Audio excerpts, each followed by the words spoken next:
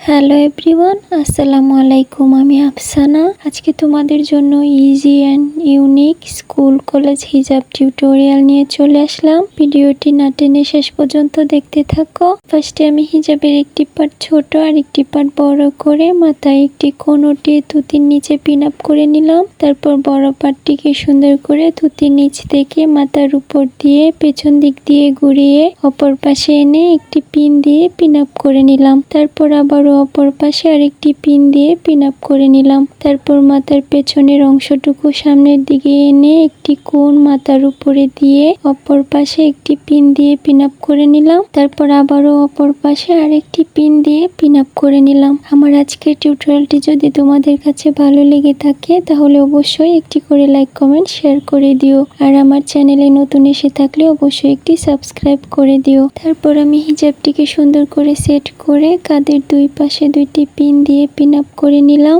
আর ভিডিওটি যদি Facebook page থেকে দেখে থাকো তাহলে অবশ্যই আমার পেজটি লাইক, ফলো অ্যান্ড শেয়ার করে আমার পাশে থেকো। দেন আমার পছন্দ মতো একটি ব্রুচ পিন দিয়ে মাথায় পিন আপ করে নিলাম। দেন আর একটি বড় ব্রুচ পিন দিয়ে পিন আপ করে নিলাম।